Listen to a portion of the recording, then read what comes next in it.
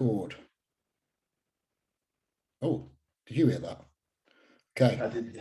Yeah. Right, we're recording. Okay, so we don't know where we're going with this podcast. We haven't got a bloody clue. This is about, as I described to Connor, this is about getting some of my friends from the industry, or even maybe people I don't know and I want to know more about. Selfishly, I think all bodybuilders do this. We want to surround ourselves with people that make us better.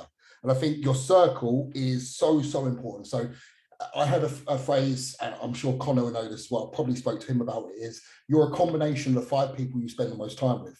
And then outside of that, you have an outer periphery and you can still control your inputs. And your inputs literally do make you as a person. So with me specifically, I'm sure Connor as well, because I see the type of people he's around, very particular who you put in your circle. It's so important. So I see Connor, you train in around that kind of South Derbyshire area, Shreds, Future Fitness, that kind of area. Mate, describe, first of all, you're right. I have had a catch up with you before we start recording, so we're already there. Very good, mate. To give people an idea, who are the types of people you're around, like who you train around? Well, the main, I'd say you've got three or four main people that I'm around. You've got people, obviously Callum, who's my coach, okay, trains in Shreds, great to be around, brings me back down to earth when I'm having a flip out, you know, always rationalizing things for me, always putting things in perspective. Superb mentor, superb coach. But then you've got people like Mark Hector, IFBB Pro, somebody I look up to, absolute freak. Yeah. You got people like Zach Frotherington, positive influence. You've also got my training partner. Now, I do need to make a massive shout out to him because he's been fantastic through the last 16 weeks. And that's Brad Dennis, probably the strongest bodybuilder I have ever trained with. Yeah, you know, without a doubt. And to say that I've, you know, tried to hang on to his tail feathers as much as possible, I think that's benefited me a lot because I haven't lost any strength during this prep. This is the first prep and I'm 2.5 weeks out. I'm still pressing the same numbers that I was at the beginning. Nice. And that for me is, it's obviously a lot to do with fatigue and recovery and rest, but also psychologically wanting to try and be as strong as him, knowing that I never will be, but it's that ego, but having an ego in a positive way. Does that make sense? No, totally. I've never trained with anybody up till now who was that much stronger than me. So when we first started training together, it was quite difficult for me to comprehend. It was quite difficult for me psychologically to get my head around.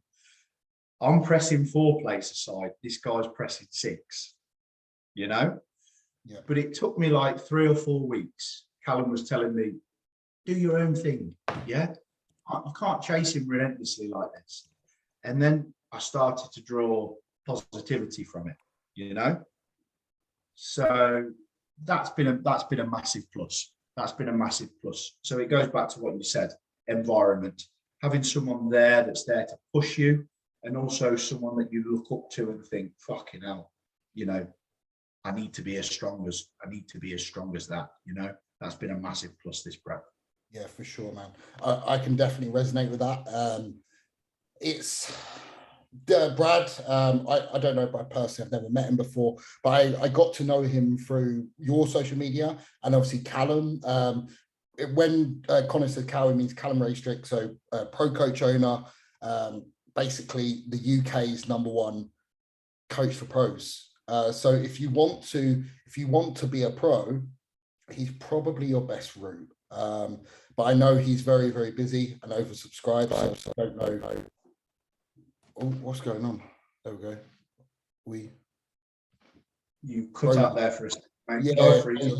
Well, yeah. Anyway, so Callum Reassurance. So I actually saw Bradley first through Cal and yourself. And he's a freak, absolute freak. Some of the literally a freak of nature. mate, some of that pressing, the pressing is the most impressive thing. Was he doing like, what was he doing on the incline barbell that time? He actually pressed more than the shed.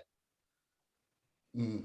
He actually pressed more than James Hollinshead. Mm. Incline barbell. How old Just is to put that, 23, 24. Ridiculous, man. Yeah, Never. We went into future fitness today. Yeah. You've been in today. You've trained. You got the gym 80. You've got the gym 80 incline press, right? Yeah. Now they've just had a new Cybex incline press put in there. Okay. Lovely. He had 7 plates either side, and he pressed it for 9. Fucking hell. Yeah, strong. Ridiculous, man. Very strong. Ridiculous. Basically, within this prep, he's the carrot. He's the carrot to chase, basically. Exactly. Exactly. Yeah, Exactly. I totally resonate with that. Training partner is so important. So, for example, similar situation, but the other way around is my training partner, Ali, right now. He's I'm naturally stronger than Ali anyway, but he's going through a fertility phase right now, which has him coming off of gear altogether. No ALS, totally down to not even TRT, nothing at all. We're just using some HCG to restart his HPTA, and he is 9 weeks deep into it. And I can honestly say, and we're dieting as well. So we're dieting pretty hard. He has lost no tissue whatsoever in that time, and he's dropped 24 pounds. And it's literally because I tease him. I said, don't get left behind. Like, don't get left behind. I'm the carrot in that situation. So I could definitely resonate with you when you're saying that, for sure. I think you broke up again, mate.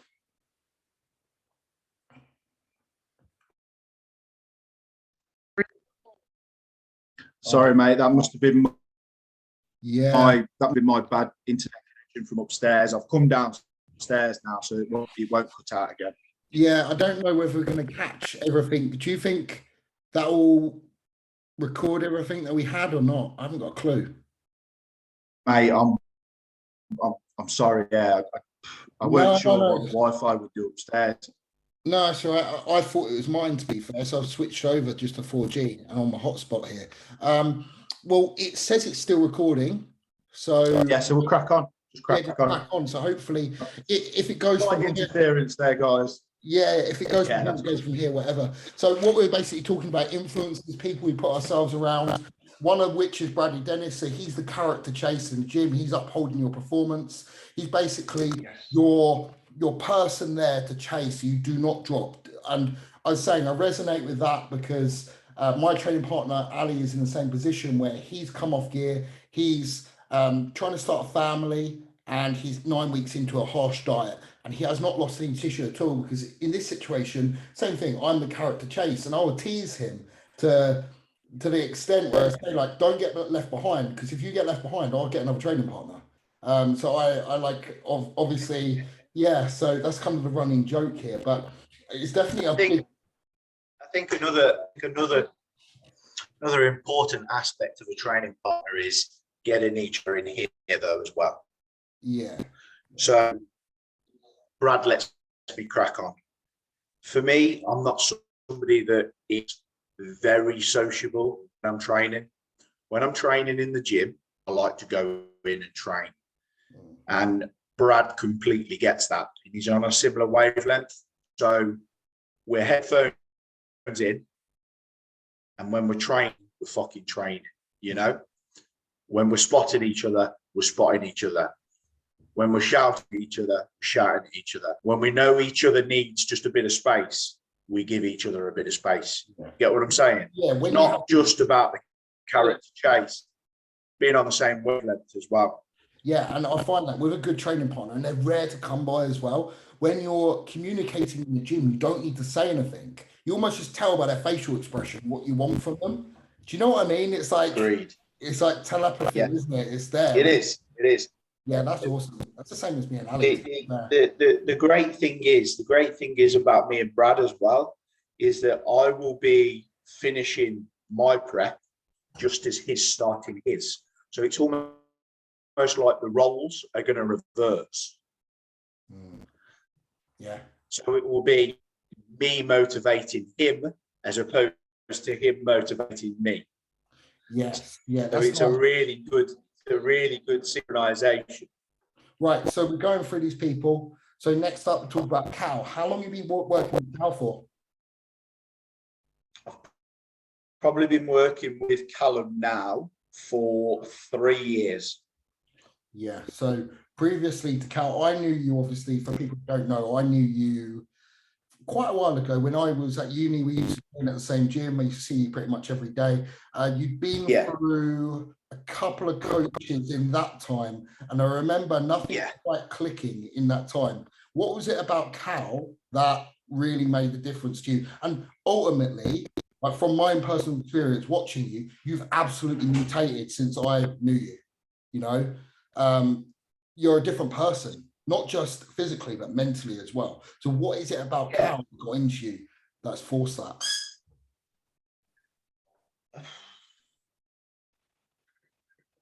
I think it was at the point where I decided I needed to give this 110%.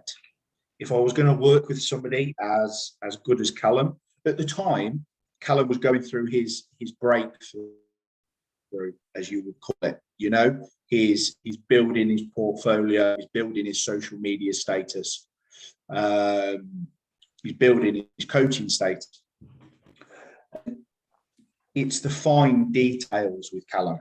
Everything is so precise. You know, the night before the British finals, he was with me for every single minute. He stopped with me. We were weighing myself after every single meal. We were, everything was just measured to an absolute T. And that works well with me, because the more variables that you can control, the greater the control of the outcome can be. And that's why we get on so well, because I like to control the variables, and so does Callum. And that's what he does very, very well. Communicates well, and he also gets the best out of me in terms of the way he communicates to me as well.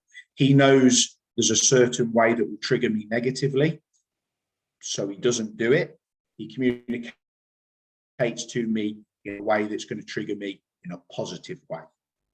That's so interesting, because I had this conversation with Greg Taylor this morning, and because he's now coached by Cal, courtesy of me pushing him in his direction, I must say, which is really fucking cool, because I think he's going to be excellent pro one day. And a conversation I had with Cal himself. We were talking about, so obviously I'm coached by Cal now. We were talking about direction of where we want to go. And I said, look, mate, heads up, how you need to coach me is brutal honesty. If you think I'm not ready for the level that we're aiming at, I don't want you to put me on stage. I want you to be honest. And he replied, I want to get the actual message up, something like, your legs are shit, so you can't win the show with just a back. your legs are shit. Is that what Callum said? Callum said? Yeah. And he said, your legs are shit, so you're going to get outdone by guys that are more symmetrical, and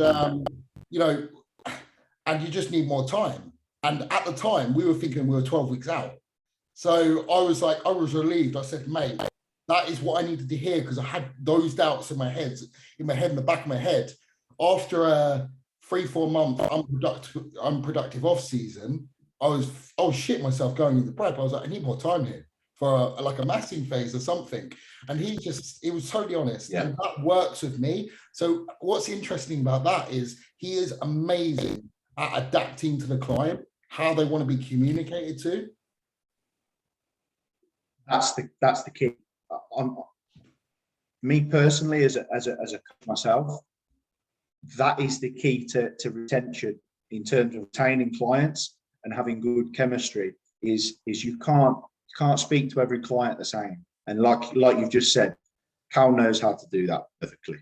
You know, he really does. I've had 3 people who who were brutally honest with me, and I worked the best with them, and that was JP, Cuba, and now Cal. And I had two people that threw smoke up my ass, and the people who threw smoke up my ass, eventually I thought, you're just telling me what I want to hear, or really what I don't want to hear. We don't need people to blow smoke up our arse, because ultimately the results on stage will do all of the talking. Simple as that. You just need people to be honest and genuine around you. Simple as that. And like when I stepped off stage, say that again. I was going to say, and it's not us as a coach or them as a coach who's being horrible. It's them being nice. That's them wanting the best for you. Absolutely, absolutely. When I stepped off stage at the British, obviously I won the middleweight class, and we looked at the first pro qualifier of the year, and it was going to be April the 2nd. And I turned around to him and I said, can I become pro on April the 2nd? And he was the only person that I asked that question to. One, because I respect him more than anybody else in the industry. And two, because if he didn't believe it, he would have said no. And that's what you need around you. Simple as that. You need good, honest people that are going to give genuine advice.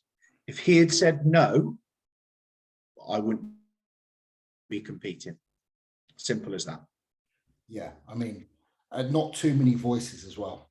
Not too many voices. I like that, just that one voice. One or two voices. Sometimes we all need a little bit of reassurance from people. Sometimes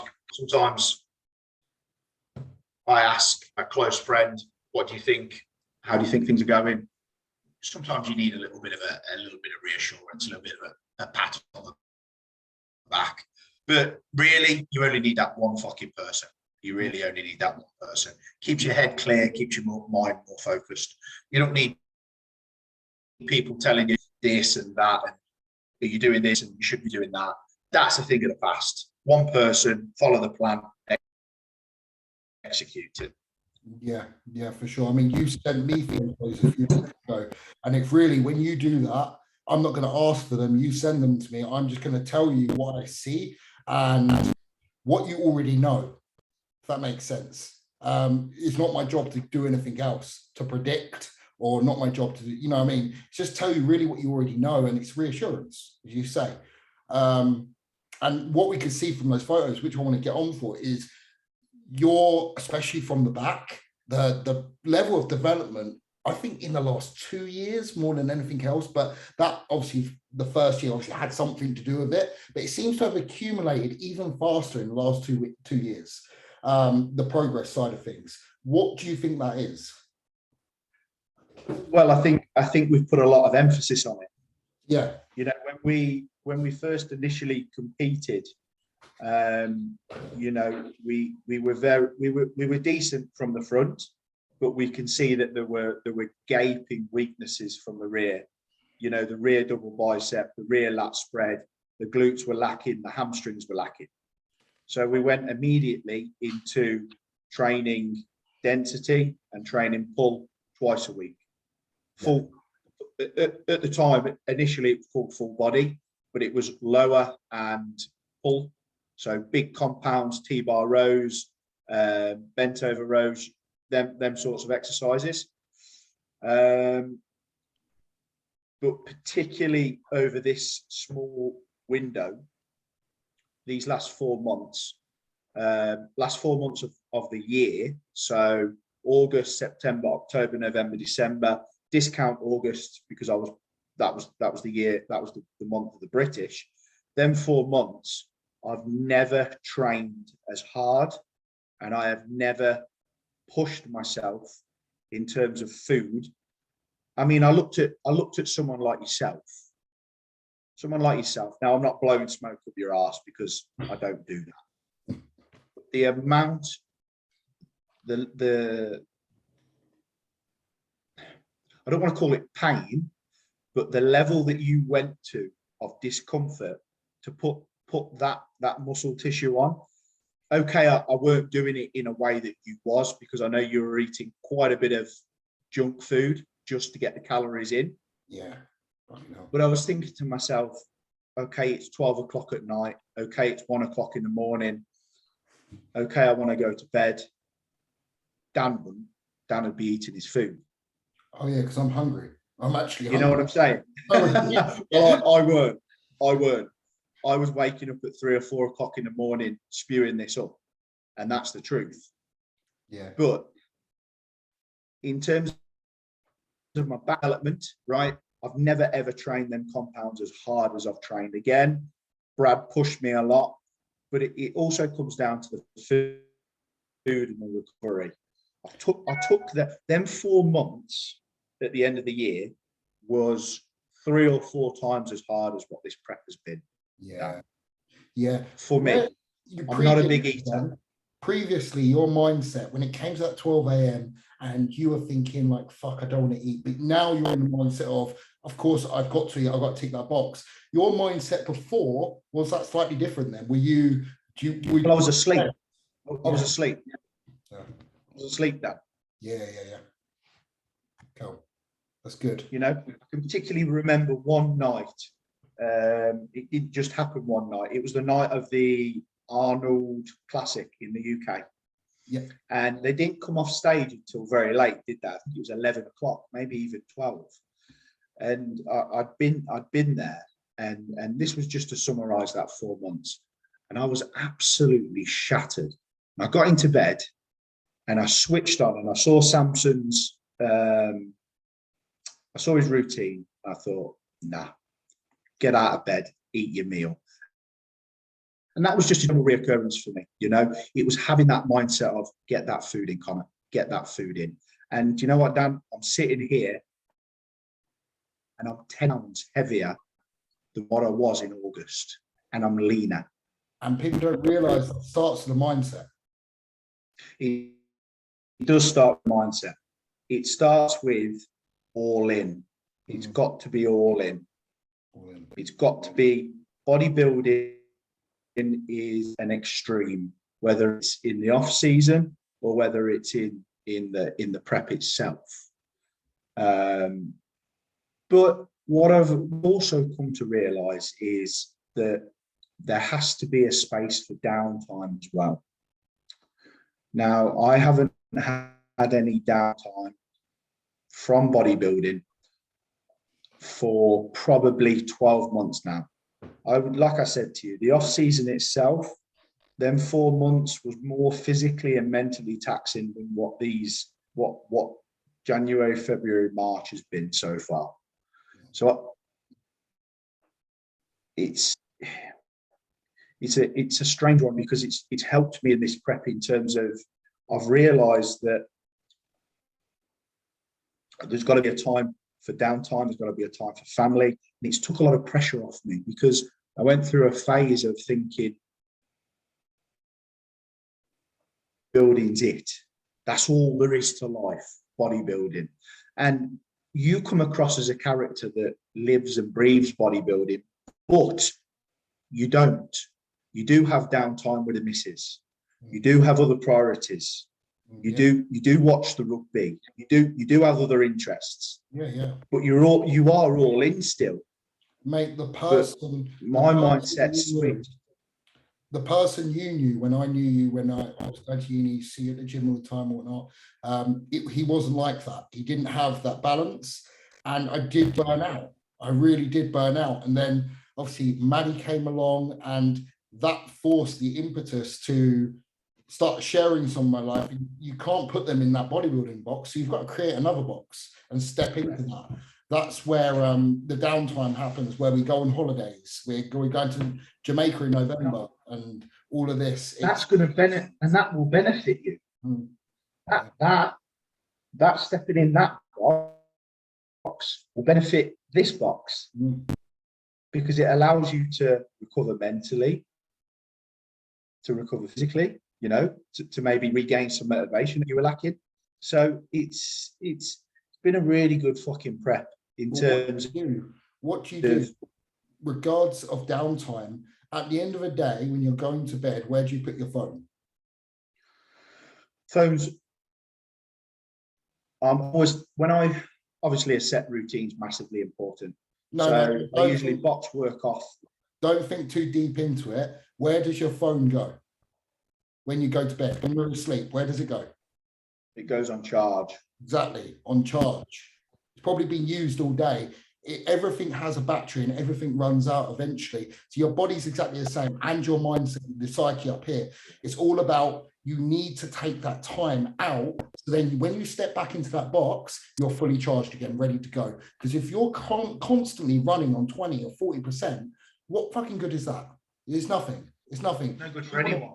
Yeah, you want to be starting whatever phase you're at constantly at 100% or at least over that threshold. And that is how I've felt, Dan, every day. There's not been a day I haven't got up and wanted to jump on that spin bike. And that's the first time I've gone through a prep where I've got up every single fucking day because I've slept 7 to 8 hours and thought, yeah, let's fucking get on it. And that it's a really new experience for me in prep, because I can't tell you how hard to make weight for the British was. So because I qualified as a middleweight by winning the MK Classic overall, it meant that I had to compete as a middleweight in the British finals, right? During that rebound phase, I'd already put on muscle, right? We know how productive a rebound phase can be. We had to go to hell and back to make weight for that British finals. I mean, I was doing some really, really hard work, you know. Calories were low, carbohydrates were non-existent, Stairmaster, hypos, the lot, you know. So these two photos here, photo on the left was the day before the British finals. That was the day before. And this was 3 weeks out from the pro qualifier. So again, we put a lot of emphasis on the posterior chain. So we did pull. So we've done pull. We've also done density. And, you know, we can see the improvements from the rear. And in terms of condition as well, Dan, I think I'm actually in better condition 3 weeks out than I was in a day out. It looks like you are. Your skin looks a lot more, what's the word? It just looks harder, if that makes sense. Yeah. I think that comes with maturity though, don't it? Yeah, what I've always found about your rear shots actually very impressive is the density from arm to arm in that top line. I really like that about your physique. It looks cool. Yeah, it was wicked. I'm probably a couple of pounds down from that already now, so yeah, we're a little bit closer with conditioning. We know that when I pull water off, my glutes just go. Yeah. So yeah, we're in a. You know as well, when you're in this condition already, take 3 pounds off, and that's more like 10. It's a huge difference when you're that lean. I agree. Yeah. I found this one this morning as well. Really cool. Or yesterday. This was yesterday. This was 3 days. This was my birthday. Yeah. How old are you, mate? 29. I was 29 on Monday. Bloody hell, you're getting on. Oh. Mate, the shots are awesome. Awesome. What I wanted to say, so how often is this check-in you do with Cal? So we do, to be honest, they'll probably start increasing to daily. But we've been doing one in-person check-in and then one check-in, you know, via photos. Yeah. It makes all the difference doing it in person as well. Big time. Yeah. What I wanted to link on to, what is this about then? Is this a sponsorship, or is it how does this work with Pro Coach? To be honest, mate, I think this is just Callum. It's not a sponsorship. No, it's just a his page showing that I'm one of his athletes, really. Yeah. Nothing more to read into it than that. What does that do for you? Like the recognition that because Cal, I know he only puts his like top athletes within that pro coach athlete, otherwise you're a client. An athlete and a client are two different things. What does this do for your psyche? Is this like a sense of like he has a lot of belief in me, or he does have a lot of belief in me, and it motivates me a lot to know that someone that I respect so much believes in my ability as a bodybuilder, and it's one of the main driving forces as to why these are the photos that fill me with the joy, because it's the two people that have made it happen,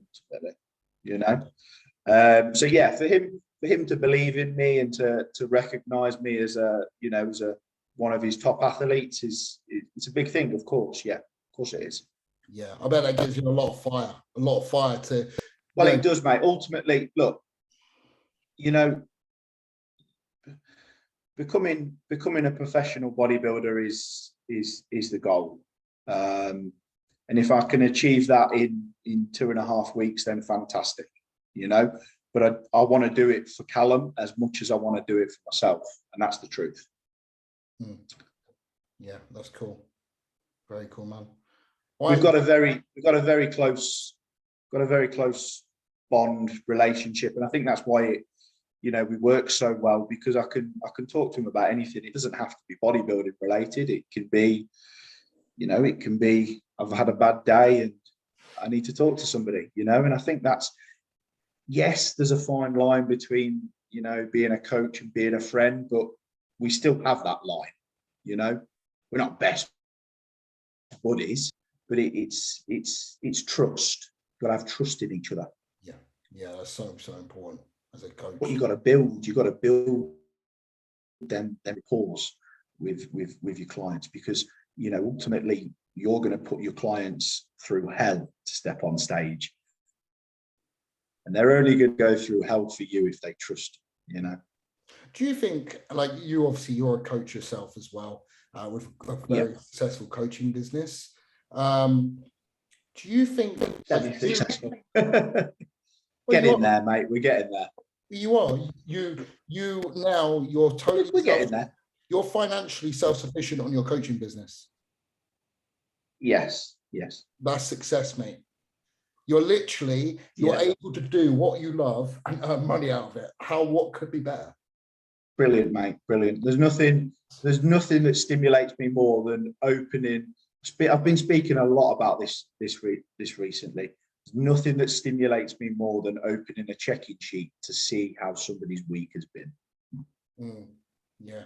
It really stimulates me. It really does.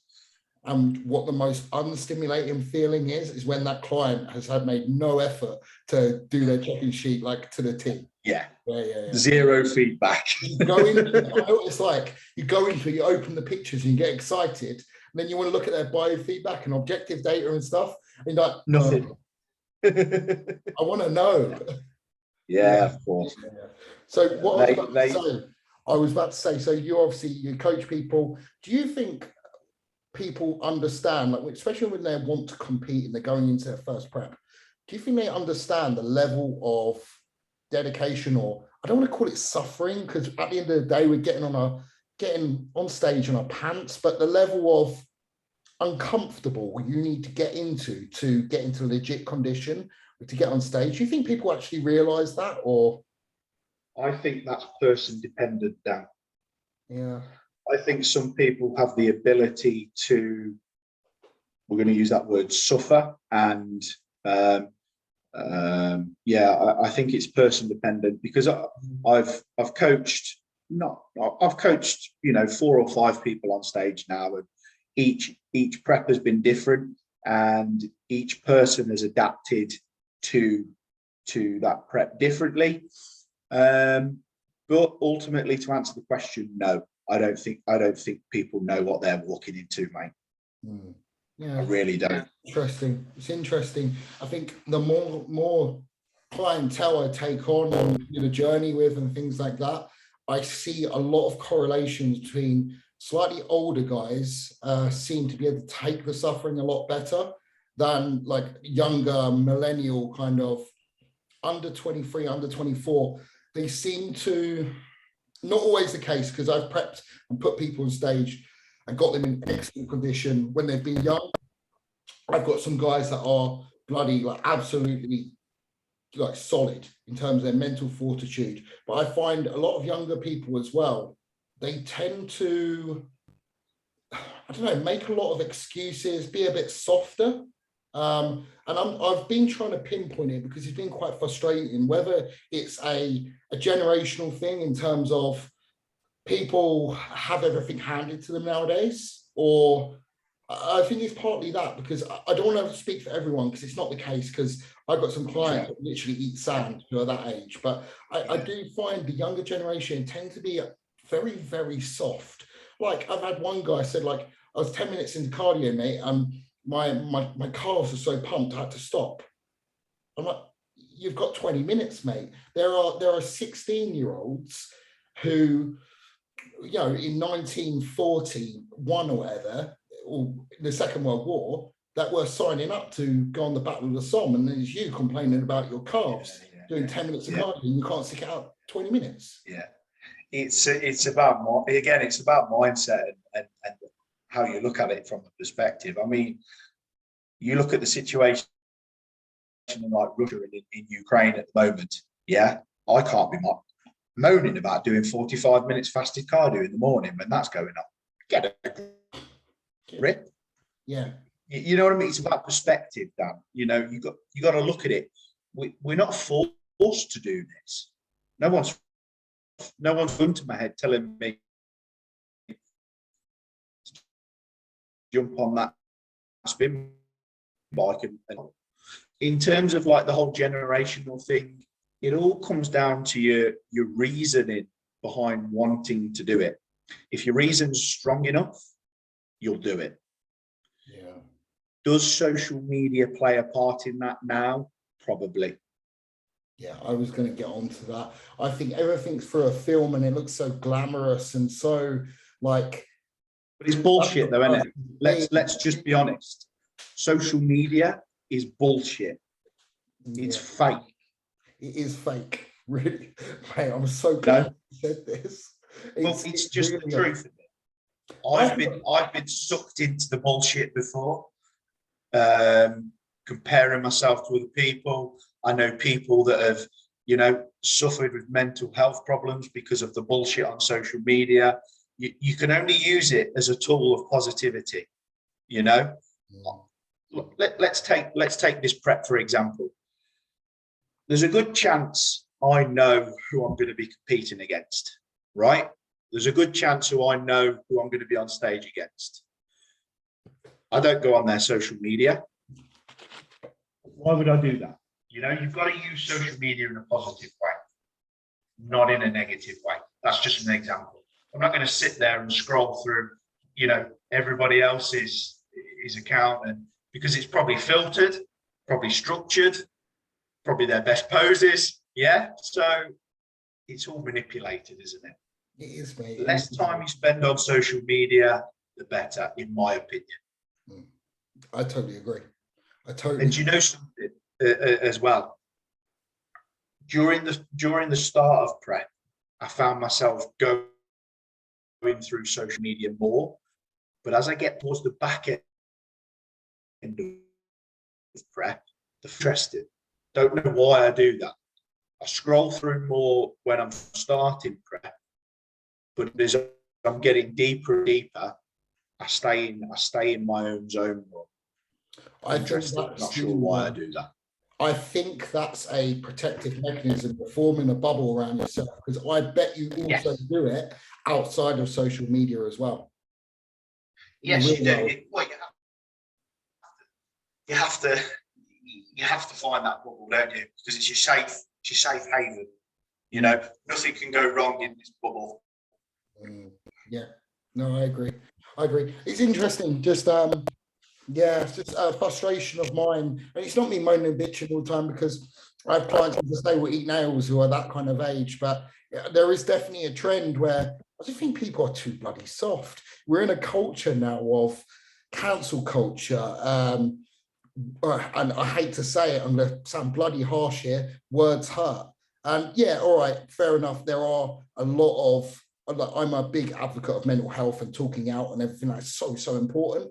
But there are people that are generally holding themselves back for the wrong reasons, because generally, as you said, they haven't got hard enough reasons for doing that that practice. So bodybuilding, for example, social media has made it so lucrative looking when it's not, and people get into it thinking, oh, I'm going to be that, when you were not meant to be that.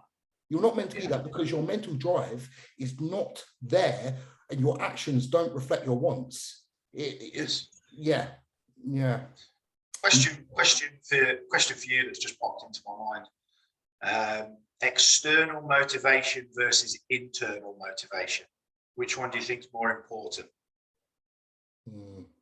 So an external motivating factor would be, I want to prove somebody wrong, or I want to prove this to somebody. Internal would be, I just want to do it for myself. Do you think there's a place for both? Because this is something I've been talking about a lot during this prep. And I think it's one of the main reasons why this prep has gone so smoothly for me, is because I do have both internal and external motivational factors, but I've used them both in a positive way. Sometimes the external factors can be negative. I need to prove this person wrong. This person said I'm never going to turn pro, so I need to prove him wrong. That can be negative. And I'm just wondering where your motive. Okay, so interesting, because, all right, so I believe that external motivation is finite, it dies. It's not there forever. Internal motivation is actually just your passion. That's something that never leaves you. But it's not to say that external motivation can't be a good thing. And as well, as you said, it could be a bad thing.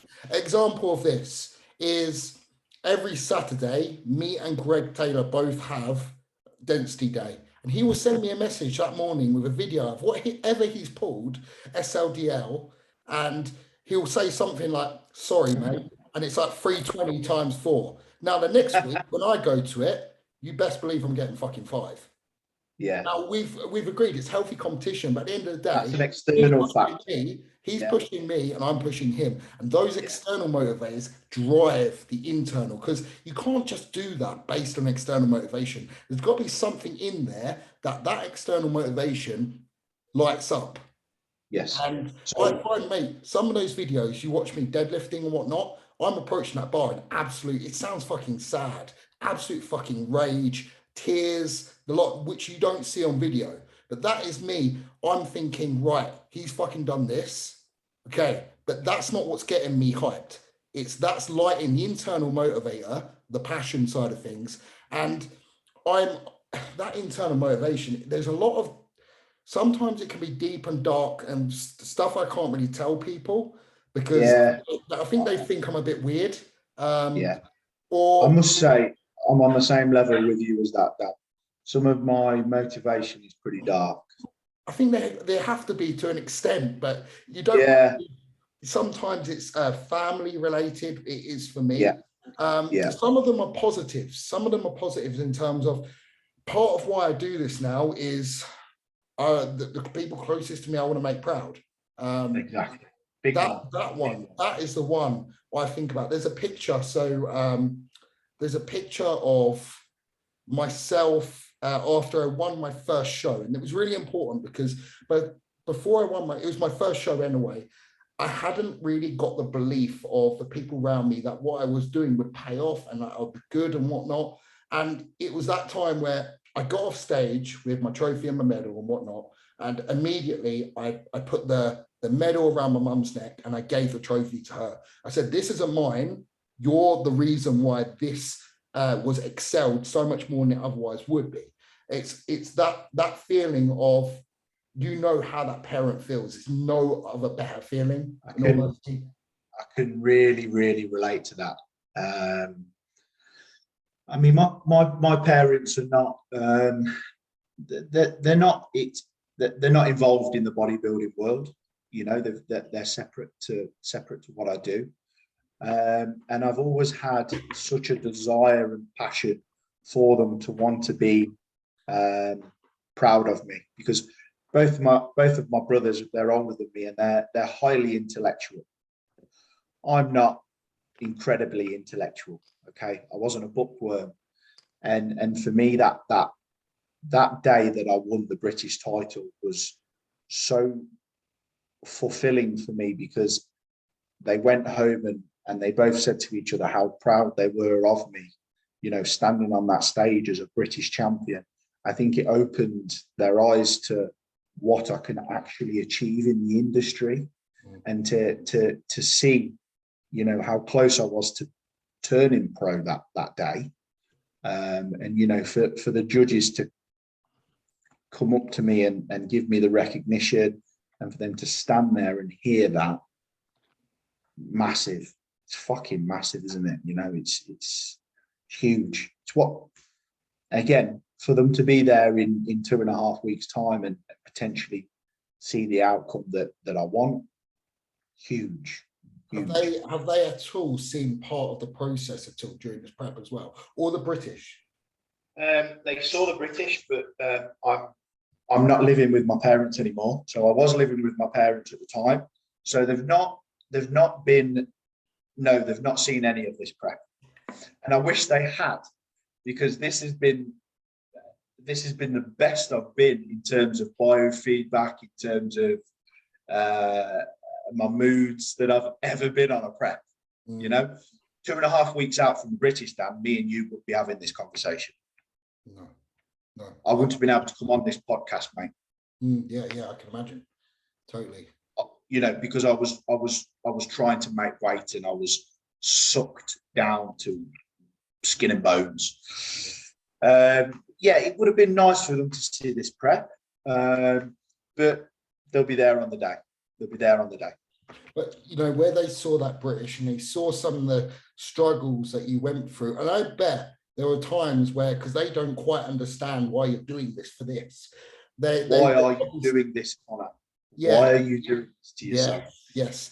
And then they see you, you know, overcome adversity of how you feel and just fucking get it done. Then at the end of it, you get that British title, and they, like, a light bulb goes off in their head. It's like, I see, you know, that feeling, mate, is nothing else. And I think about that every morning, like when I'm about setting my day. You'll find yourself in prep, especially, you get more introspective, right? You get more, you think about things, about the process, what led you here. And look, I know you, and don't say you haven't, but in the morning on your bike, a song has come on that really resonates with you, and you've started feeling and thinking about these feelings that drive you, and you've been on that bike in tears. Close. Okay. Dan, the God's honest truth, I've been in tears when I drive to the gym, because that's when I do my thinking. Today, I shit you not, now you've said that, I'll tell you the truth. The thought today, I know the guy who is going to be reading out the results. I can hear his voice, right? And I said to myself, driving to the gym today, and the new IFBB. Fucking hell. And I said it, and I heard it in his voice, and I fucking welled up. And I had to stop. And I said to myself, Connor, you focus on day at a time. Focus on day at a time. Because you've still got work. You've still got work to do, mate. But you're right. I won't lie. I fucking welled up. Yeah. I did. And I can remember where I was, and I was driving my car, and that's the time when I do my thinking. When I'm on the spin bike, if I'm honest, I'm pushing myself. I'm making sure my revs per minute are where they need to be. I'm doing my little interval bursts. I'm listening to a podcast on, you know, a footballer, or try and take my mind. I try and not dive too deep when I'm doing my cardio, because I try to focus on the cardio. But when I'm driving to the gym, that's when I allow myself to think. That's when I allow myself to think. And yeah, I have well done. Yeah. No, I think when you're passionate about something enough, you get like that, especially in prep when you're in perspective, for sure. Yeah. Good. Brings out some weird emotions. We've got. Let me just shut this window, mate, because the wind is blowing out. Okay, we've got about just under 15 minutes left. Should we answer a few questions? Yes, mate. Yeah, of course. Okay. Okay, we have got.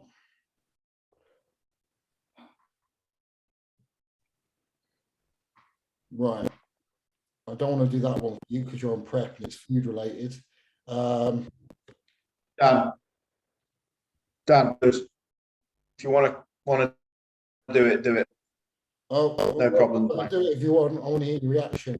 So in the off season, Callum, I'm assuming would plan in like a free meal once a week or something like that. 3. Yeah, like I was on 3 free meals per week. All right, that's quite a lot. What was your typical choices? Pizza, always pizza, mate. Oh, okay. Always pizza. Where do we go? Large, barbecue base, all the meats. Where do we go? At the time when I'm off season, it was Domino's, right? But I have changed allegiances to Papa John's. Okay. What? I'm not. Do you know what? I see a lot of bodybuilders doing the whole sushi thing, and I would enjoy a plate of sushi. I know it's a bit more of a healthier choice, and I know, but I'm a pizza guy. I'm fucking a big. Okay, fair enough. Well, I'm predominantly that would be my go. Yeah, I'm predominantly a sushi guy, but it's hard to find good sushi. And the way I do it is definitely not healthier. Right, okay. It's a lot. Like soft shell crab and all that stuff, all the tempuras. Now, this is the one thing I would like to do after prep is find somewhere that does really, really good sushi and just experience it, because I've never been to a restaurant that does sushi and enjoy it, you know. So that's one box I would like to tick. Right. Okay. So after your prep, you're going to stay a week with me. We're going to train. You're going to just chill, train, work, and because we're still going to be coaching and whatnot. And I'm going to take you to Cisco's Pan Asian in Norwich. It is the best sushi around. And we can just clear the lot out. Yes. That's a date. We'll get that in for sure. Okay, so what was the hardest moment of a prep in general? Like I referred to, back end of the British finals, when I was struggling to make weight. I can remember sitting on the bike and Callum telling me we're going to have to go no carb for the rest of the week. We're going to have to go down to 1,500, 1,600 calories. Yeah. For me, that psychologically was very, very difficult to comprehend because I was fucked. So we loaded on basically fats, we tried to load the triglycerides up, and then we only had 12 hours to then put carbohydrates in down. Yeah. Charger.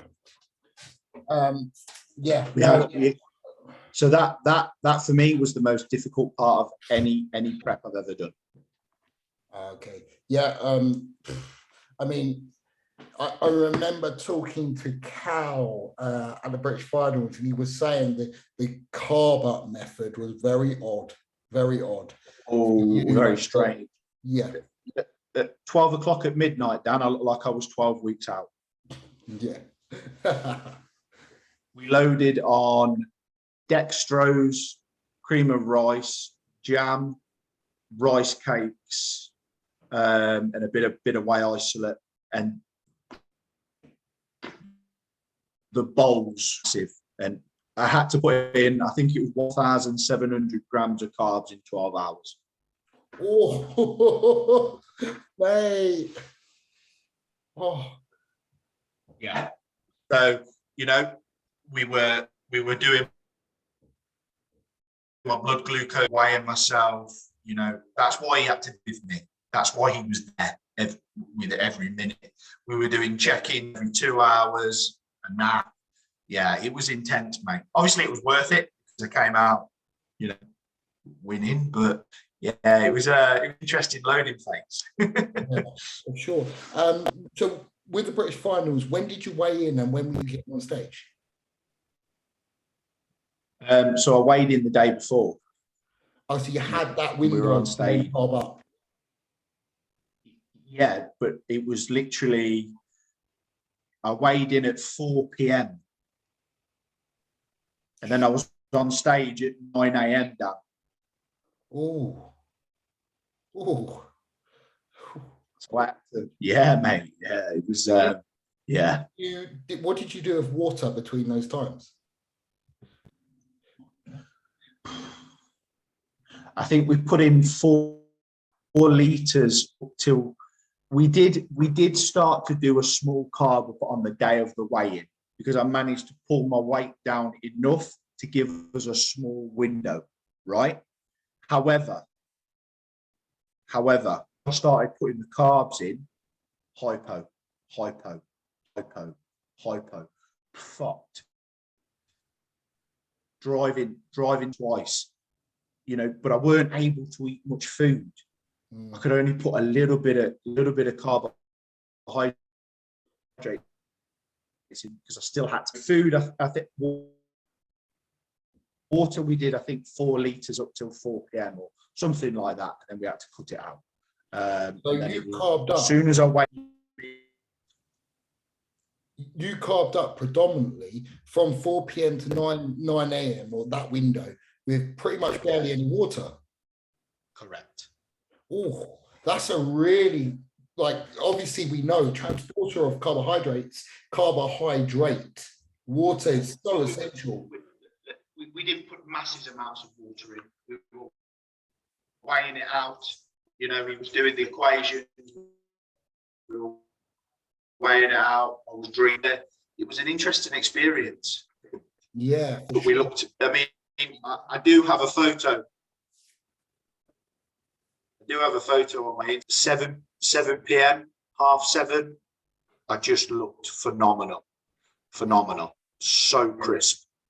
Obviously, we used a quarter of a diazide at 12 p.m. and then we used another quarter of a diazide at 3 a.m. And when I used that second quarter, that's when the physique just came to life because the water started coming out. Once that water started coming out, Dan, I just looked crisp. However, I was flushing that much water out that between posing rounds on stage, I was having to drink bottles of Lucozade to stay full because I was still getting rid of water. I was still drying out to the point where I was starting to become a little bit flat. Yeah. I was going to say. So fuck me, it was an interesting 24 hours, mate. Put it that way. I learned a hell of a lot from it. When was your last carb up meal pre-stage?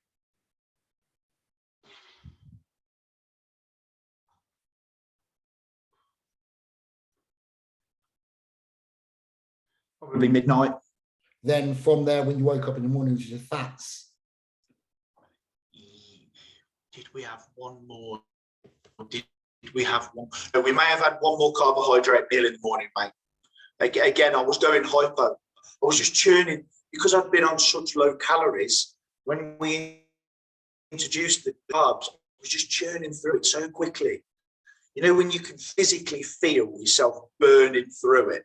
Yeah. So we may have had, I think we had one more carb meal, some fats and some proteins, and then fortunately I was on stage at 9 o'clock, so we managed to sort of, you know, time it just right. But you know, in between the British, winning the British and going into the overall, we had to drink bottles of Lucozade to try and stay full. Yeah.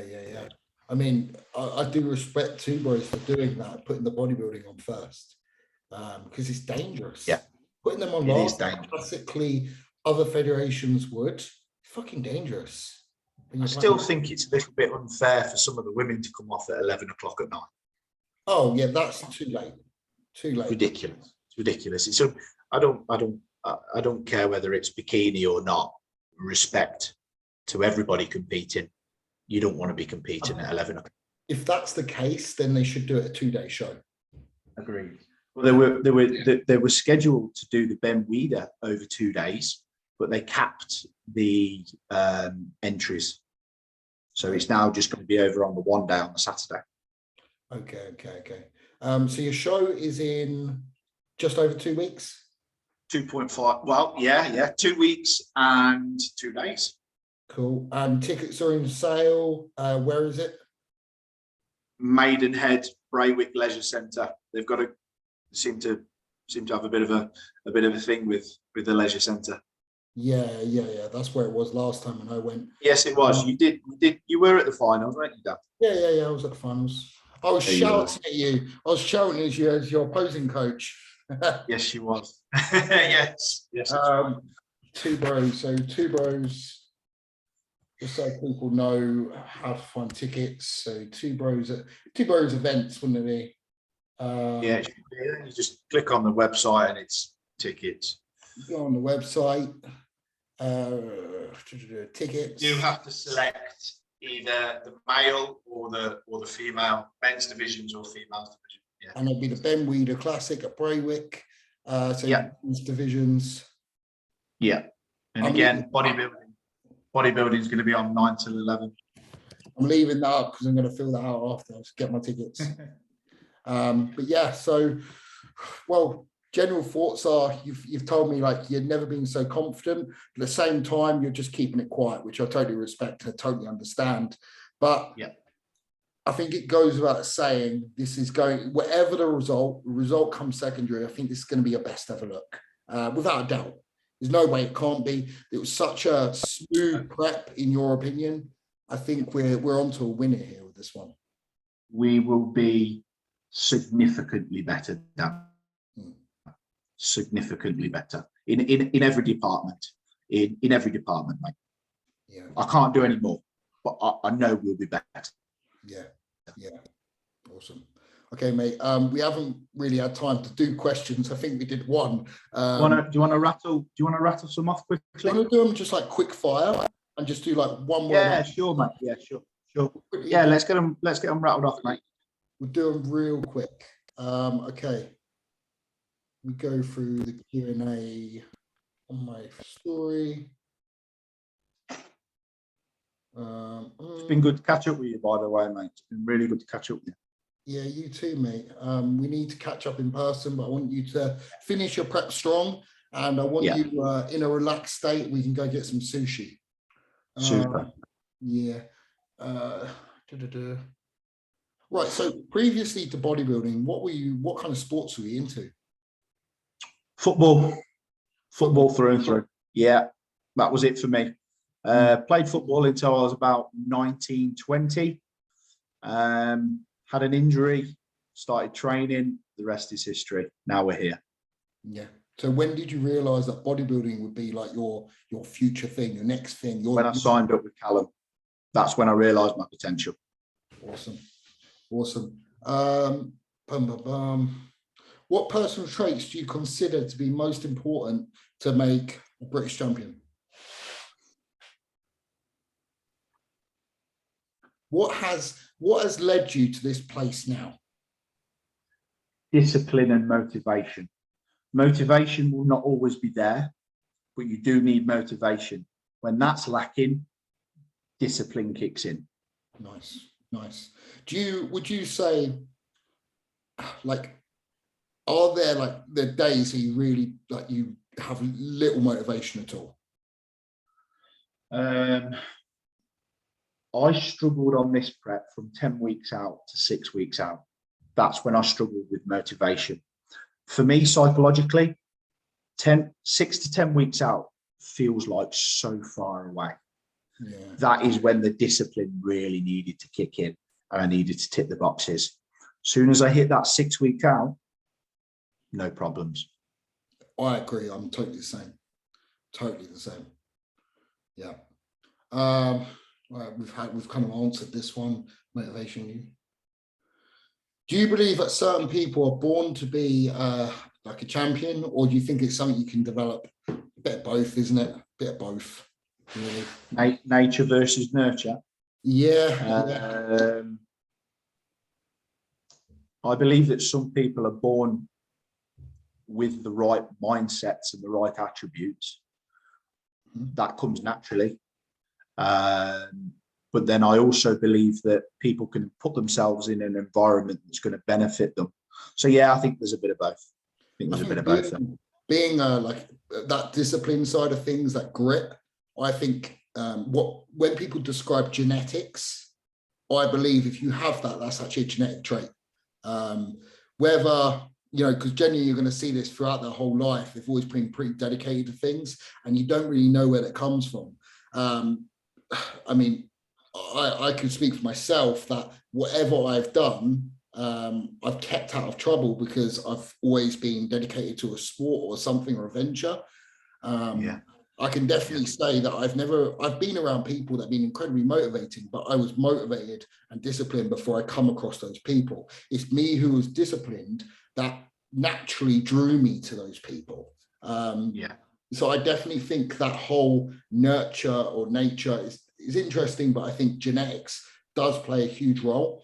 But it's not to say that you can't still develop that. I definitely think you can, but it might take a bit longer. I'm going to completely agree with you because I was always last off the football pitch. I was always the fittest on the football pitch. Yeah. I was always the most hardworking on the football pitch. I was always the one that put it in the most pre-season. So that's a characteristic of me. So you're right. I don't know if you're like me, but I kind of wear it with a badge on my chest a little bit that I'm the hardest fucking worker, whatever I do. I'm guessing if you're like that, you're ticking every box and going that extra inch. That's kind of the same. You're kind of proud that you're that type of person. Absolutely. Yeah. I like it for myself, but I also like people to think, fuck me, that guy works hard. Yeah, for sure. I know what you mean. That's a real thing. But in terms of like how you conducted yourself within football, did you find being that way, do you think it rustled a few feathers in the change room when people saw you like that? Was there a lot of jealousy at all? I think there was, because I broke through to my local first team when I was 17, 18 years old. So I was very young, but I wasn't particularly gifted at football. I just worked incredibly hard, you know? Yeah. And I think, it probably did ruffle a few feathers because I just wanted to outwork everybody. Pre-season, I'd be lapping everybody, I'd be going out for runs separately. Yeah. I know what you mean, because like football mentality is, you've got to train and whatnot, but there's a life with it as well. I can guarantee you're the type of person to fine tune your nutrition and do the things others weren't doing. And because you're not the norm, people almost took the piss out of that a little bit. For a while, yes. Particularly when I moved into the bodybuilding world, people didn't really understand it. People took the piss out of me a lot, and people distance themselves from me. And I think some people resent me for what I do, but you've got to stay true to yourself ultimately. I found within school, I started weight training. I was taking bodybuilding seriously within school. And I was like kind of the only person to do that. And I was very different. I never went out or anything like that. Like what you do in the school is get pissed in the field, basically. And I know I was never that guy to do that. I was always bodybuilding, and people used to take the piss out of me. My nickname was Protein for that. Yeah.